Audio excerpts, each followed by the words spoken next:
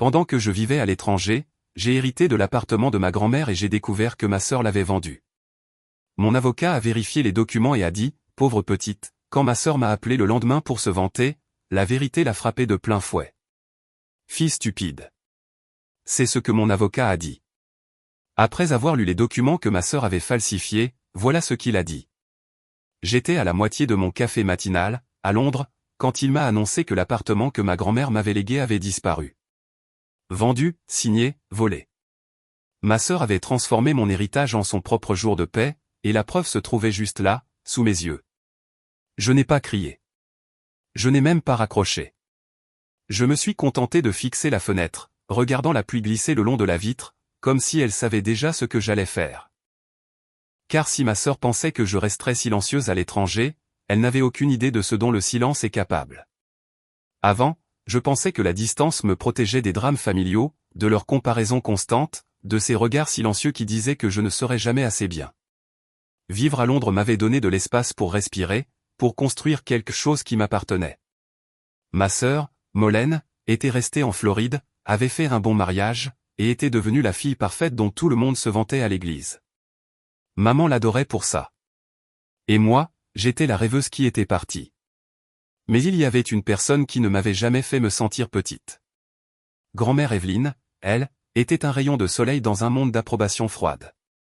Chaque été, elle préparait du thé à la lavande sur son balcon qui donnait sur la baie de Tampa. Le ventilateur de plafond bourdonnait pendant qu'elle me racontait comment elle avait appris à tout recommencer après la mort de grand-père. Ne laisse pas la vie te rendre petite, Lizzie, me chuchotait-elle en me serrant la main. Tu es faite pour prendre de la place. Cet appartement, ce n'était pas juste un bien immobilier. C'était son héritage, un lieu imprégné de son parfum, de ses rires, de son amour. Quand elle est décédée, elle m'a laissé l'acte de propriété, écrit à la main et signé de sa douce écriture cursive. C'était sa façon de dire « je te vois ». Même si personne d'autre ne le faisait. Après les funérailles, Molène s'est occupée de tout, les fleurs, les papiers, les réunions pour la succession. Elle avait l'air si posée dans sa robe crème, saluant les proches comme une hôtesse plutôt qu'une petite fille en deuil. Je pensais qu'elle se montrait responsable. En réalité, elle réorganisait bien plus que des roses. Maman soupirait souvent au téléphone. Tu devrais être plus comme ta sœur. Elle a sa vie en main. Je me mordais la langue, sirotais mon café, et laissais passer les commentaires. J'avais appris très tôt que me battre pour l'équité dans notre famille, c'était comme crier dans un ouragan. Alors, quand mon avocat a appelé ce matin-là, quand il a dit que l'appartement avait déjà été vendu, j'ai senti quelque chose basculer en moi.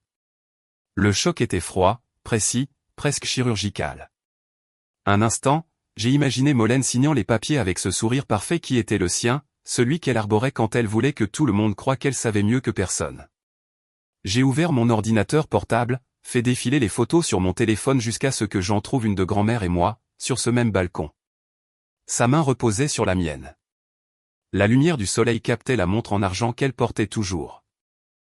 Ma gorge s'est nouée. Cet appartement, c'était plus que des murs et des clés. C'était la preuve que quelqu'un, un jour, avait cru que j'étais suffisante. Et maintenant, ma sœur l'avait transformé en argent liquide. Le crachin dehors s'est intensifié, tapotant contre la fenêtre comme un avertissement.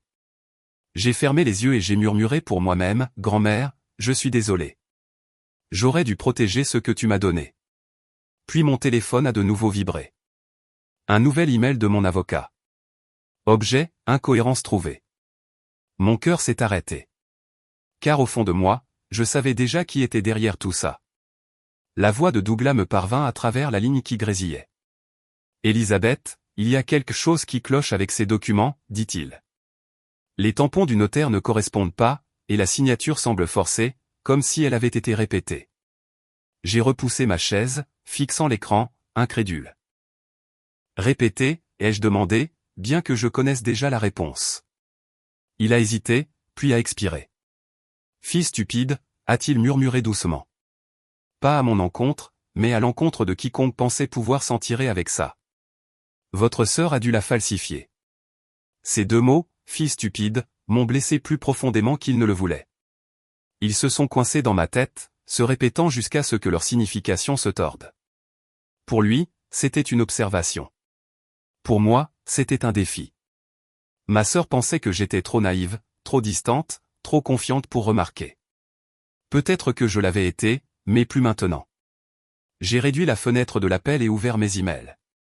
Là, il y avait la copie scannée du testament de grand-mère que Douglas avait envoyé des mois auparavant.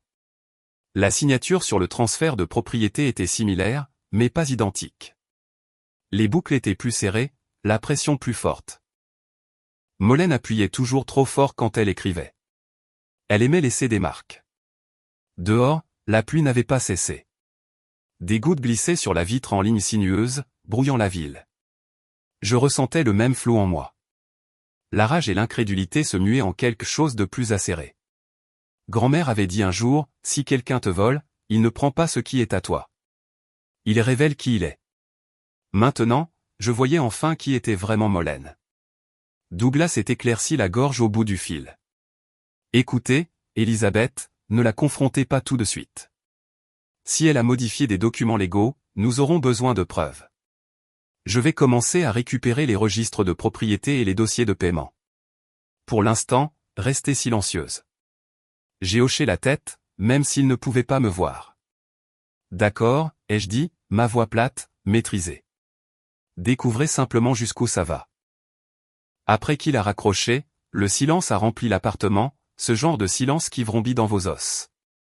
J'ai regardé mes mains, qui tremblaient légèrement au-dessus du clavier. Il ne s'agissait pas seulement de l'appartement.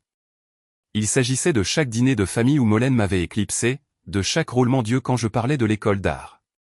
De chaque fois que maman disait, « Tu es trop émotive ». Peut-être que je l'étais, mais l'émotion était ce qui me rendait humaine. Et cette fois, elle allait me rendre dangereuse. J'ai passé les heures suivantes à fouiller dans de vieux emails, les lettres de grand-mère, les scans numériques, et même de vieilles photos de son écriture. Chaque trait, chaque boucle devenait une preuve. Quand je les ai comparés côte à côte, la différence était là, claire comme le jour. La signature falsifiée semblait presque parfaite. Presque. Presque allait la détruire. À minuit, j'étais entouré de papiers et de tasses vides. J'ai envoyé les images à Douglas et j'ai tapé une dernière ligne avant d'appuyer sur envoyer. Elle pensait que je ne remarquerais rien.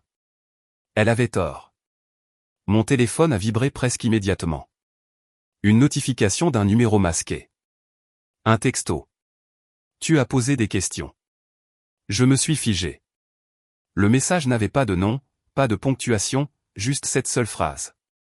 Mon souffle s'est coupé, mon pouls s'est accéléré. J'ai répondu, qui est-ce? Pas de réponse, juste 3 petits points qui sont apparus, puis ont disparu. Le lendemain matin, mon téléphone a de nouveau sonné. L'écran affichait un nom que je n'avais pas vu depuis des mois. Molène. Pendant une minute entière, j'ai fixé son nom qui brillait sur mon écran. Une partie de moi voulait l'ignorer. L'autre partie, par curiosité, par colère, ou peut-être les deux, m'a fait glisser le doigt pour répondre. Lise. Sa voix a éclaté, mielleuse et forte. Tu ne devineras jamais à quel point j'ai été occupé. J'ai enfin vendu l'appartement de grand-mère. J'ai conclu l'affaire la semaine dernière. Mes doigts se sont resserrés autour du téléphone. Tu l'as vendu? Ouais, dit-elle fièrement. Offre en espèces, 320 000. L'agent immobilier a dit que j'avais géré ça comme une pro. Bref, je voulais te remercier de ne pas t'être mise en travers. Je sais que toutes ces histoires légales te dépassent. Je n'ai pas parlé, non pas parce que je ne le pouvais pas, mais parce que si je le faisais, ma voix tremblerait de fureur. Et, a-t-elle poursuivi, toujours aussi joyeuse, je t'envoie 10 000 la semaine prochaine. Je me suis dit que tu aurais besoin d'un petit coup de main pour ton loyer là-bas. 10 000 $ de mon héritage. Molène, dis-je lentement. Tu réalises bien que cet appartement était à moi. Elle a ri légèrement, comme si j'avais fait une blague. Oh, allez. Grand-mère le voulait pour nous deux. Tu es parti en Europe pour vivre ton rêve artistique. Moi, j'ai tout géré pour la famille. Pour la famille, elle l'a dit comme une médaille d'honneur. Tu as falsifié sa signature, ai-je dit platement. Son ton a changé, plus vif, plus froid. Fais attention, Lise. Tu ne sais pas de quoi tu parles. J'ai pris une lente inspiration. En fait, si. Douglas a trouvé des incohérences. Des tampons qui n'existent pas. Une écriture qui ne correspond pas, silence. Puis un rire forcé. Tu recommences à faire ton drame. Peut-être que ton avocat veut plus d'argent. Ne te ridiculise pas, elle a raccroché avant que je puisse répondre. Pendant quelques secondes, je suis resté là, à regarder mon reflet dans la fenêtre striée de pluie. Mon cœur ne battait pas la chamade. Il était stable. Terriblement stable. J'ai réécouté l'appel, appuyé sur enregistrer, et sauvegardé le fichier audio. Une preuve. Son arrogance venait de me la livrer. Le temps d'envoyer le fichier à Douglas, j'étais déjà en train d'écrire un autre email. Procéder. Rassembler tout. Quand ma mère a appelé plus tard ce soir-là, j'ai failli ne pas décrocher. Mais la culpabilité a gagné. Ma chérie, dit-elle chaleureusement. Je viens de parler à Molène. Elle m'a dit qu'elle avait vendu la maison de grand-mère. Quel soulagement que ce soit réglé. Réglé, ai-je répété, la voix tremblante. Elle a tellement travaillé dur, a poursuivi maman. Tu devrais être fier d'elle. Fier? J'ai ravalé l'amertume dans ma gorge. Est-ce qu'elle t'a dit qui en avait hérité? Une pause. Elle a dit que c'était divisé équitablement. J'ai fermé les yeux. Ce n'est pas vrai, maman. Grand-mère me l'a laissé à moi. Oh, Elisabeth. Elle a soupiré, déjà fatiguée. Pourquoi créer des histoires? Ta sœur a tout fait correctement. S'il te plaît, laisse tomber. L'appel s'est terminé avant que je puisse répondre. Pendant un long moment, je suis resté dans le silence, entouré par le bourdonnement de mon frigo et le faible sifflement de la pluie londonienne. Il me pensait émotive, instable, la fille stupide qui s'était enfuie pour courir après l'art au lieu de la vraie vie. Mais la vraie vie était sur le point de les rattraper. J'ai ouvert un nouveau dossier sur mon ordinateur et l'ai nommé « Vérité ». À l'intérieur, j'ai commencé à déposer des fichiers, des enregistrements, des lettres, des comparaisons. Cette fois, je ne me contentais pas de conserver des preuves. Je préparais leur décompte. Douglas a appelé 3 jours plus tard. Son ton était vif, maîtrisé, comme il le devient quand quelque chose d'important est sur le point de se produire. Elisabeth, dit-il, nous avons déposé la plainte pour fraude. Le tribunal a émis un gel sur les produits de la vente. Molène est sur le point de le découvrir. J'ai pressé le téléphone contre mon oreille, mon cœur battant calmement. Alors, je suppose qu'il n'y a plus qu'à attendre. Mais nous n'avons pas attendu longtemps. À midi, mon téléphone a commencé à vibrer sans arrêt, un appel après l'autre. Molène. Je les ai laissés sonner, regardant les notifications s'accumuler comme une preuve de culpabilité. 10 appels manqués, puis 15, puis 20. Finalement, j'ai répondu. « Qu'est-ce que tu as foutu » a-t-elle hurlé, sa voix aiguë et paniquée. « Je ne sais pas » ai-je dit calmement. « Pourquoi ne me le dis-tu pas ?» Ne joue pas à l'idiote, Lise. La banque a gelé mon compte ce matin. As-tu la moindre idée de ce que tu as fait? Je n'ai rien fait, ai-je répondu. C'est la vérité qu'il a fait. Il y eut un temps de silence, puis un rire amer. Tu as perdu la tête. Tu penses que tu peux me ruiner. Tu délires. Tu as volé ce que grand-mère m'a laissé, ai-je dit froidement. Tu as falsifié son nom et empoché l'argent. Ne sois pas surprise quand les conséquences se présentent. Sa voix s'est brisée. S'il te plaît, tu n'as jamais été assez responsable pour gérer cette propriété. Je m'en suis occupé pour la famille, comme je le fais toujours. Tu devrais me remercier de t'avoir volé, de t'avoir empêché de te ridiculiser, a-t-elle lâché. Tu vis dans un autre pays à dessiner des logos et à boire des lattes. Tu ne mérites pas cet appartement. Ma main s'est crispée sur le téléphone. Et toi, tu le mérites? Il fallait bien que quelqu'un agisse en adulte, a-t-elle sifflé. Tu n'as jamais grandi.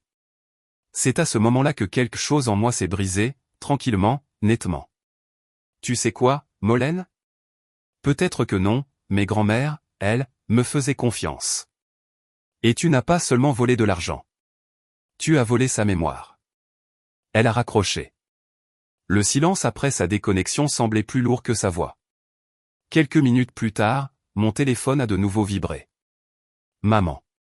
Elisabeth, que se passe-t-il? Sa voix était tendue, paniquée. Molène est en larmes. Elle dit que tu as déposé une plainte pour fraude. Est-ce vrai? C'est vrai, ai-je dit doucement. Parce qu'elle a falsifié les documents de grand-mère. Ne sois pas ridicule, a rétorqué maman. Ta sœur ne ferait jamais ça. Elle a tout géré de manière responsable. Tu sais à quel point tu peux être émotive. Maman, ce n'est pas de l'émotion. Ce sont des preuves. Douglas a vérifié les signatures. Elle l'a admis au téléphone. Tu as enregistré ta sœur? Oui, ai-je dit, le mot tranchant l'air.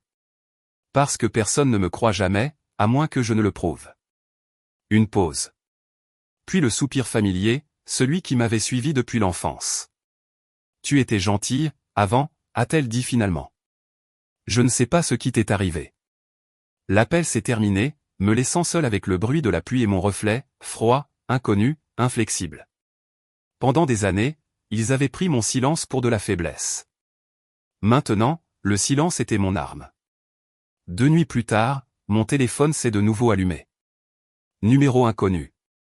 J'ai failli l'ignorer jusqu'à ce que je voie le nom associé. Ethan Pierce.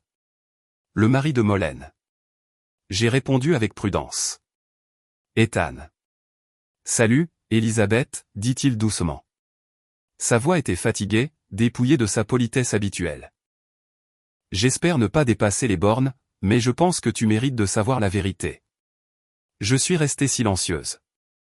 Je ne savais pas ce qu'elle avait fait, a-t-il poursuivi. Elle m'avait dit que tu avais renoncé à ta part.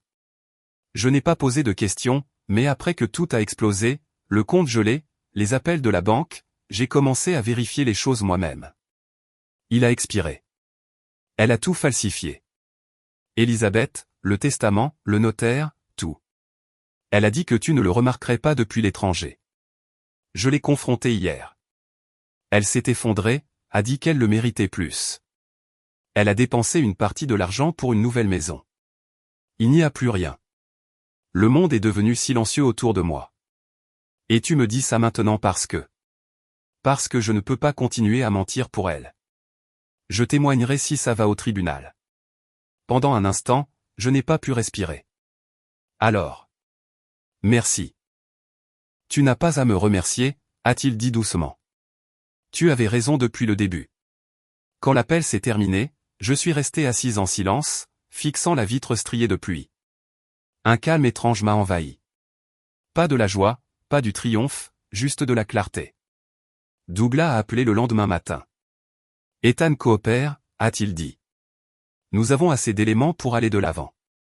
Les acheteurs témoignent aussi. Si nous agissons maintenant, c'est du béton. Fais-le, ai-je dit. Quelques heures plus tard, l'avocat de Molène a pris contact. Il voulait un accord. Elle offre 150 000 $, a expliqué Douglas. Si vous abandonnez les poursuites et laissez la vente telle qu'elle. J'ai ri, un rire amer et bas. La moitié de la valeur de ce qu'elle a volé. Non. Elle est désespérée, a-t-il dit. Mais si nous allons au procès, sa défense prétendra que grand-mère n'était pas saine d'esprit quand elle a rédigé le testament. Ce sera moche.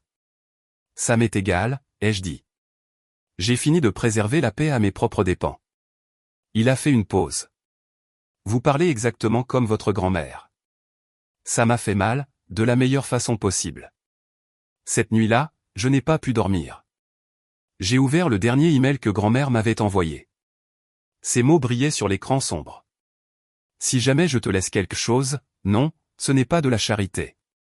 C'est une promesse. La promesse que tu continueras à vivre avec audace. C'est à ce moment-là que j'ai su quoi faire. Le lendemain matin, j'ai dit à Douglas, j'accepte un accord, mais à mes conditions. Il a haussé un sourcil. Lesquelles? 4 choses, ai-je dit. Premièrement, elle rédige des excuses notariées où elle admet tout. Deuxièmement, elle rembourse chaque centime aux acheteurs, depuis son propre compte. Troisièmement, elle envoie une lettre à nos parents pour leur expliquer ce qu'elle a fait. Et quatrièmement, elle s'engage légalement à ne plus jamais contester un autre héritage. Il a cligné des yeux, puis a souri lentement. Poétique et brutal. Je rédige ça. Au coucher du soleil, il a rappelé. Elle a accepté. Elle est en train de signer, là, maintenant. Son avocat a dit qu'elle voulait juste que ça se termine. Quand le PDF est arrivé, je l'ai ouvert avec des mains tremblantes. La première page commençait par « Je, Molen Pierce, reconnais avoir falsifié des documents légaux relatifs à la succession d'Evelyn Monroe. » Son écriture semblait petite, vaincue. Je l'ai lu 2 fois, puis l'ai transféré à Douglas avec une seule ligne, « Justice est faite. » Mais la victoire n'avait pas un goût sucré. Elle avait un goût lourd, comme l'air chargé de pluie avant que l'orage n'éclate. Parce que la justice n'efface pas la trahison. Elle prouve seulement que vous aviez raison depuis le début. 2 semaines plus tard, Douglas a de nouveau appelé. C'est officiel. La propriété est de nouveau à votre nom, les fonds sont débloqués, les acheteurs remboursés. Je me suis approché de la fenêtre, regardant la Tamise, le soleil du matin perçant à travers les nuages. « Que ferez-vous maintenant » a-t-il demandé. « Le vendre » ai-je dit doucement. Grand-mère ne me l'a pas laissé pour que je m'y accroche. Elle me l'a laissé pour que j'aille de l'avant. Quand le paiement a été validé, j'ai fixé le solde. 350 000 $. Mais ce n'est pas le chiffre qui m'a fait pleurer. C'est ce qu'il représentait. La confiance. J'ai démissionné de mon travail 2 semaines plus tard et j'ai ouvert mon propre studio. Evelyn Créative. Un bureau, un client, un rêve qui m'appartenait enfin. Et pour la première fois depuis des années, je ne me sentais pas petite. L'appartement s'est vendu plus vite que prévu. Quand les fonds sont arrivés sur mon compte, je suis restée assise dans le calme de mon appartement, regardant les chiffres briller sur l'écran. Grand-mère m'avait donné le courage de me défendre, et j'avais finalement réussi. 1 mois plus tard, un petit paquet est arrivé de Floride, avec l'écriture de maman sur la boîte. À l'intérieur se trouvait la montre en argent de grand-mère et une note pliée. Elle aurait voulu que tu l'aies. J'ai retourné la montre, traçant la gravure au dos. Le monde attend. Le tic-tac était faible mais régulier, comme un battement de cœur qui avait voyagé à travers le temps. Molen a déménagé près de nos parents, a vendu sa nouvelle maison à perte, et a demandé la séparation. Je ne la détestais plus. J'espérais juste qu'elle apprenne ce que grand-mère m'avait appris, que la liberté et l'intégrité valent plus que tout ce que l'on peut voler. Un matin, la lumière du soleil a inondé mon bureau de studio, réchauffant la montre en argent à mon poignet. J'ai souri, en murmurant, j'ai réussi, grand-mère. Dehors, Londres bourdonnait, de nouveaux clients, de nouveaux départs, une vie qui me correspondait enfin. Si vous avez déjà eu à vous battre pour ce qui est juste, dites-moi, est-ce que ça en valait la peine ? Abonnez-vous et partagez votre histoire.